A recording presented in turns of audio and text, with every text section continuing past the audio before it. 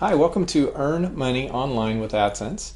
I'm glad you've joined me for this course. It's a lot of fun to teach, as I said in the promo video, because it's gratifying. You'll be able to do it. You'll be able to follow these steps. They're not that difficult. And you'll be able to start making money from your website using Adsense. So let me start simply by saying what Adsense is. Adsense is a service that services companies who want to advertise online. And it's very straightforward. Say a company like Ford Motor Company wants to advertise a new model of car. They create an ad and they use the service called AdWords. AdWords is used for the company who wants to place an ad to attract traffic to their website. And Adsense is the Google service that allows publishers of informational websites and other kinds of websites to display those ads on their site and then get paid. So a company like Ford who wants to advertise a new car would create an ad, either a text ad or a visual ad with a creative image and some text around it, and then they would pay Google a certain amount per click or a certain amount per 1,000 impressions, 1,000 views of that ad, and then Google will place that ad on a website. And we'll talk a little bit more later about what criteria it uses to place the ad. But there's actually a very complex system in the background that manages all of the places where ads can be placed on millions of websites in the Google AdSense display network, with the many tens of thousands of advertisers who would like to buy ad space on those websites. There's a complex system behind the scenes, and Google is always optimizing that system in order to drive the most revenue for itself, because in that transaction where Ford Motor Company pays, say, $1.50 for a click on a car ad, Google pays approximately 65% of that $1.50 click to the publisher of that ad on a website. So that's kind of the basic overview of how the ad network works. Again, AdWords is used on the advertiser side, the commercial company who wants to get their brand known or their products advertised, and then Adsense is the program that's used on the publisher side, meaning websites who want to display ads and set aside little spaces on their site for displaying ads and thereby making money from Google. So that's kind of the basics. Now, of course, there are hundreds and hundreds of ad networks, and Google AdSense just happens to be the most popular, and it's the most popular primarily for one reason, but there are others. But the one reason is that the Google search engine, of course, is the most popular search engine in the world, and so these advertisers like Ford are not only wanting their ads to appear on websites like our websites, our WordPress websites, but Ford also wants their ads to appear on the Google search panel itself. So because Google has the most traffic by far to their search panel of any other company, it just makes sense that more companies want to sign up with them for advertising to be part of Google search and to have the opportunity to have their ads displayed on Google search. And at the same time, as they sign up using AdWords to get their ads on Google search, then those same ads they also can place on websites like yours and mine, because that way not only they get exposure to people searching for search terms and seeing an ad potentially, but they also get exposure to all of the millions of websites around the internet that use AdSense as well. So that's a little bit about what ad networks are. Like some of the competitors are Bing, MediaNet. There are other ones like Travel Fusion and Buy Sell Ads, and just all kinds of companies. When you get your website set up, chances are very high that you'll be solicited by different people to display ads on your site. The only thing is, usually Google AdSense performs better than those other ads. Now, there are other ways to make money with sites, as I've mentioned before, and I will be developing future courses on different revenue sources for websites. And some of those sources may be a better fit for your site, depending on what niche you're in or what your strategy is ultimately. But just if you're generally in information and you have articles and content for your readers to read, and you're not trying to sell physical product necessarily, or you don't have an affiliate strategy, or you're not trying to generate leads, or some of those other specific strategies, then really you're in a good place with AdSense. AdSense is an excellent generator. Now, later on we'll talk also about native ads. That's another category of non-AdSense ads that can be used to supplement AdSense and increase your revenue anywhere from like 20% to sometimes 60 or 70%. But we'll talk about those in a different course. So make a note of that. If you are successful with AdSense and then you want to supplement it with something else, I'll have a course on native ads in the future.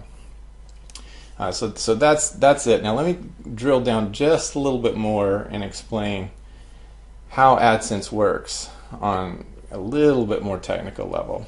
So if I'm Ford Motor Company and I want to advertise my new Ford Focus car, and I create an ad, how do I tell Google which websites to put that ad on so that I know that I'm not putting a car ad on a cat website or something like that? I want to put it maybe on a site like Kelley Blue Book where people are actually actively looking for cars.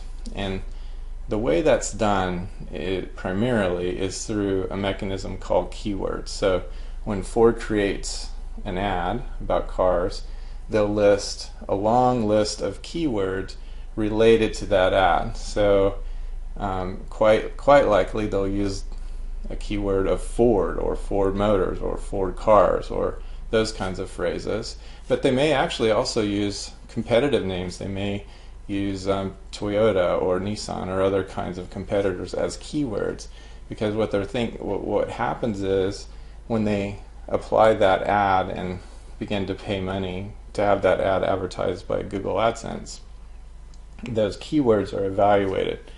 And what Google does is Google looks at my website and it actually reads the content of the title of my article, the text on the page in my article, and it says, hey, this article is about cars. Maybe it's about car tires, maybe it's about new cars, maybe used cars, maybe cars in an accident.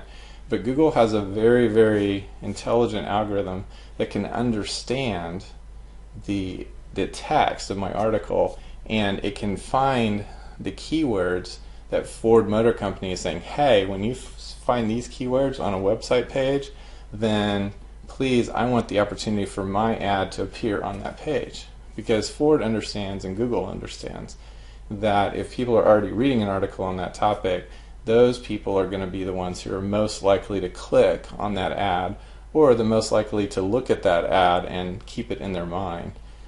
So Google does this processing whenever you put a new article on your website, and it's an AdSense website, and Google actually reads that article. And of course there's the SEO part of Google that's trying to decide, is this a good article to show in search results and where, at the top or at the bottom. But there's also another pass that Google makes from an AdSense perspective where they look at that article and they say, hey, this article is a really good match for Ford because Ford's ad said that they're interested in these keywords, and I found those same keywords on this page. And it doesn't even have to be actually a one-for-one match of specific keyword phrases, but Google's smart enough to know if here are the keywords that this article is really talking about, those kind of things, and it matches that article with those ads. Now, if there are 100 car companies who all want their car ad to appear on a page like yours, then what's happening behind the scenes is those companies using AdWords are bidding for the ad space on your site.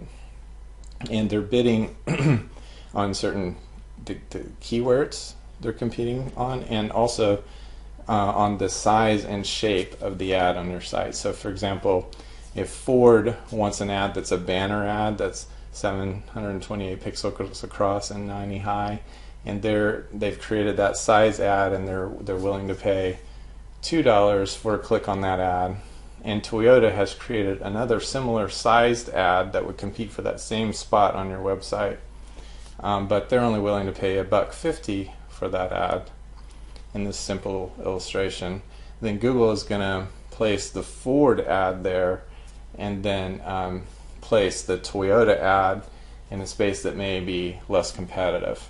And that is very, very dynamic. I mean, they're looking at that every moment of every day. And it isn't just as simple as two companies competing for the ad space. It could be literally thousands of companies competing for that one ad. So the good news for the Google News publisher, us, is that Google is working behind the scenes to try to display the highest paying ad that they can for that particular ad space on our site. And later on in the course you'll learn a lot more about this, but essentially that means that if you have pages that are about something that isn't really related to a product, like some political page where there is no real commercial product related to your political news, for example, then you're less likely to get those kinds of high-paying ads that might be, like if you contrast a political page with a page that's maybe talking about Apple iPhones, then clearly the companies selling the iPhones and more importantly selling telephone plans that could be worth $2,000 over 2 years or something like that are going to want to advertise on your page, on the Apple iPhone article page, and not on the Osama bin Laden page or something like that. So that's one category of ads. The other one now, as you've seen, is that ads have begun to chase you as a person. If you've done a search on candy, then you're likely to see candy ads popping up, and that's because the companies are tracing your IP address and they know that, hey, this IP address was interested in candy, so we're going to show them candy ads. Those are called interest-based ads, and on the advertiser side, that's called retargeting. So they're targeting you specifically again and again. They're retargeting you for that product that they think that you're interested in based on your search. And interest-based ads are not dependent on the kind of text in the articles on your page, because they're dependent on what you've searched for and what Google believes that you're interested in based on your history. So the good news about interest-based ads is that even if you have a site that has a topic area that isn't very commercial, where there may not be a lot of high-priced product ads appearing, you're still going to get nice interest-based ads and get the payments from those ads. In my websites today, I'm running about 35% of my ads end up being interest-based ads, and the other 65% are contextual ads, which means that they are ads related to the content and the text and the title and the topic of my articles. So 65% are related to the content, 35% are related to interest-based. I do not, as a publisher, get to choose what percentage is interest-based, what percentage is contextual. Google chooses on my behalf, and they do that in an intelligent way. They do it based on the ad inventory, how many interest-based ads do they have for this particular user, and how many ads they have for the kind of article that you've written on your site. And they do it in such a way that the revenue is optimized. So that's just kind of a brief look into an incredibly complex system. Fortunately for the publisher, for us, all that complexity we never even have to think about. All we have to do, and I'll show you how to do it in future modules, is just carve out where in the website we want ads to appear, what shape, what size, what colors, and some other attributes of those ad spaces, and we put them on our website, and Google does the hard part. See you in the next module.